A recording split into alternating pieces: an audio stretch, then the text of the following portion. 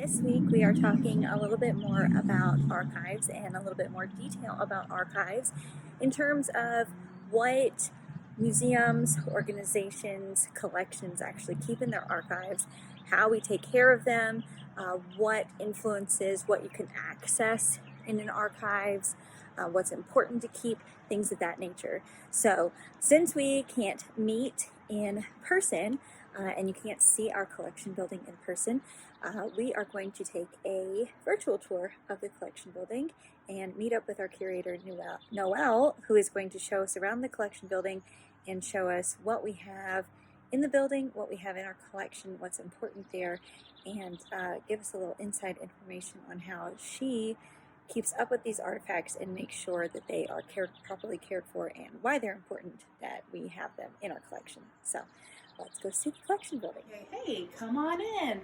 I'm going to lead you around the collections building today.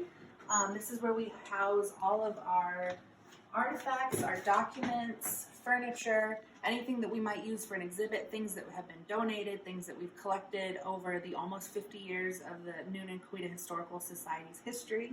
So this first room houses our larger furniture, our larger objects. There's a big portrait here that was a donation last year of Mr. Parrott. That name might sound familiar. There's a Parrott House in Newnan. Different items that were used manufacturing. This is it's very heavy. It's hard to tell what it is. There's a lever here and a crank. This moves, and it was to create the arches in shoes. So you wouldn't know that just by looking at it, but that's pretty cool. Down here at the end, we've got our hanging storage for framed pictures. We've got muster rolls from the Civil War.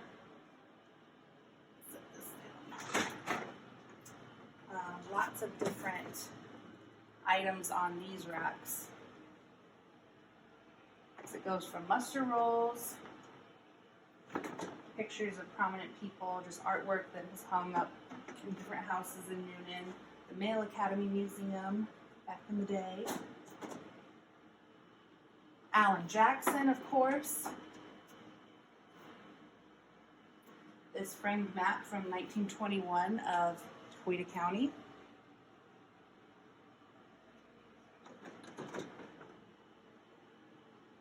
College Temple, Newnan High School diplomas, just a lot of cool things. The Newnan Cotton Mill, Chief McIntosh, more maps, early roads and trails. So we've got a lot of different items hanging here. Different furniture, more artwork. This originally hung in the foyer of the museum. Now there's a bird portrait there. There's a bird cage with different parrots and such, but this was what hung there originally. Some of this furniture was made in Coweta County. I believe this cradle here was.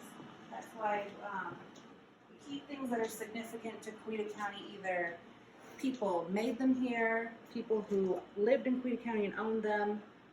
We try to collect that first, those items first, things that are significant to Coweta County. So, let me show you here. This is an intake of a lot of VHS tapes. So people bring us all kinds of stuff. This is from the Johnny Brown show. So we've got boxes and boxes of these tapes. We also have a deep freezer back here. So if we get a donation that's maybe fabric or something, we like to freeze it first, decontaminate it before we put it in with the rest of our items, so we make sure that everything's well taken care of.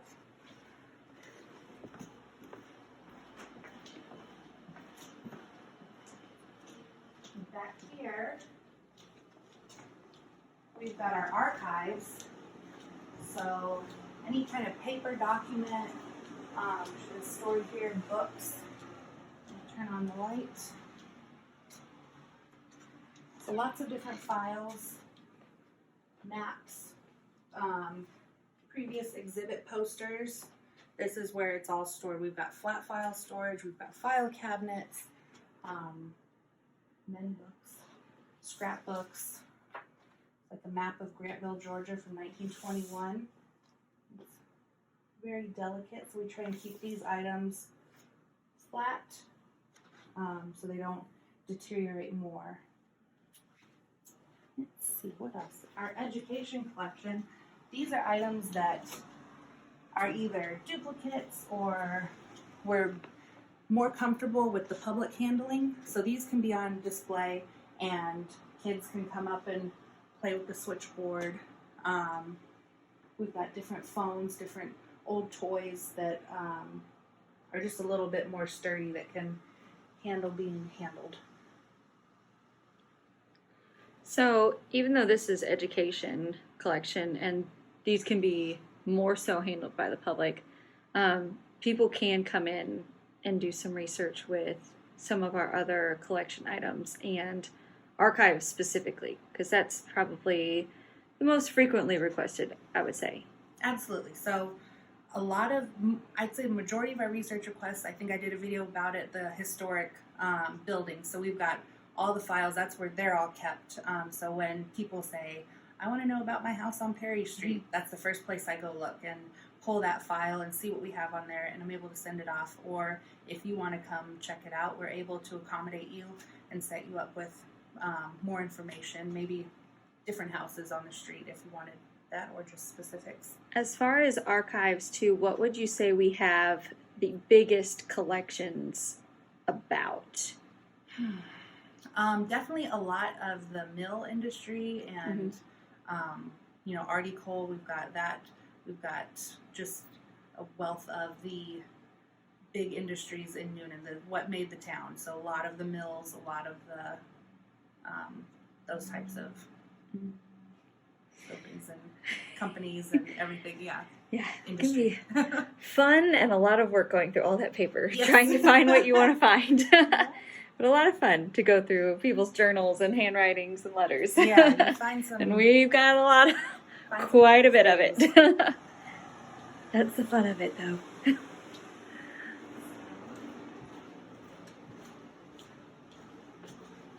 Upstairs are my two favorite rooms. We've got our textile room and then our room with our objects.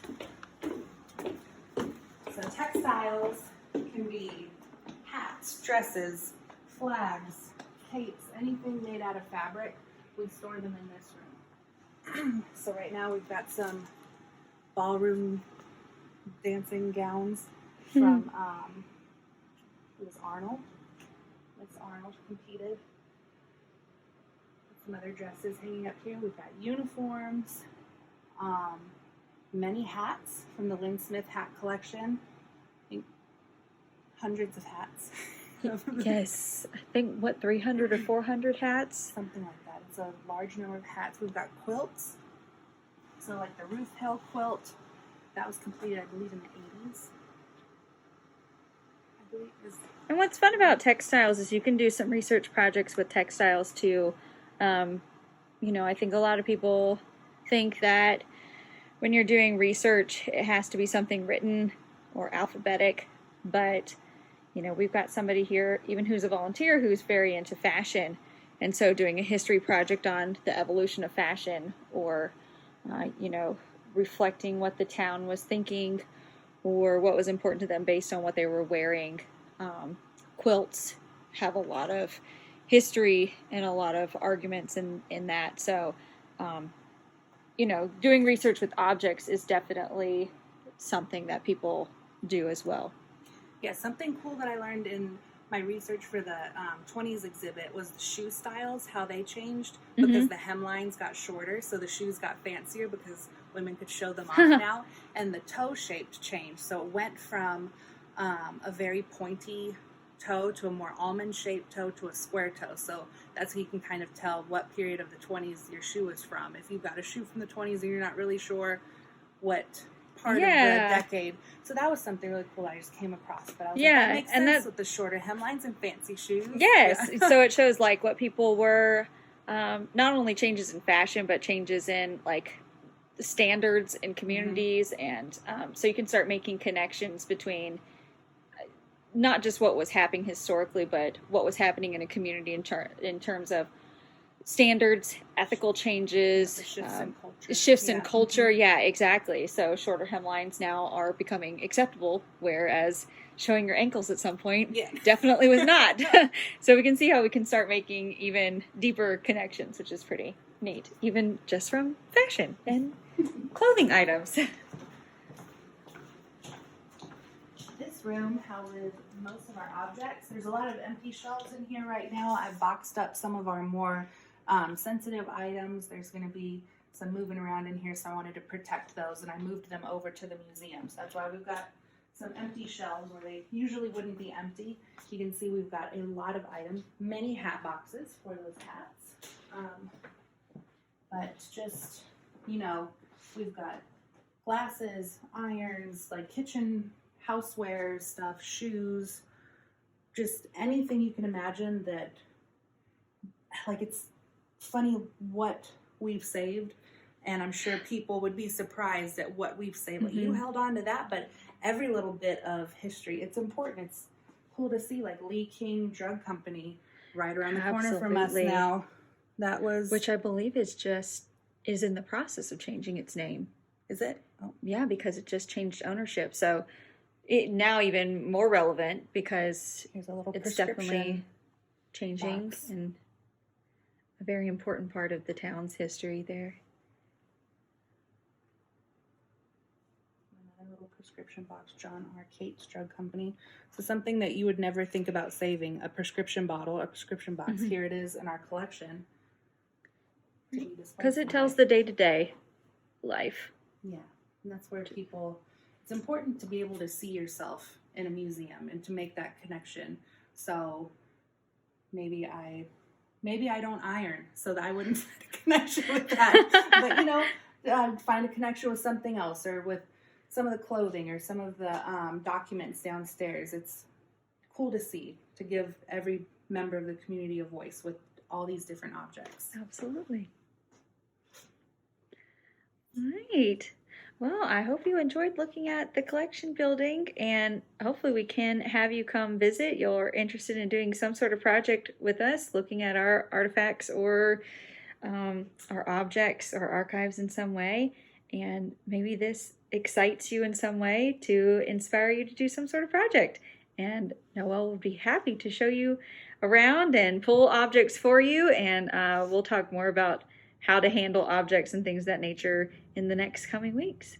So thanks, Noelle, for the tour.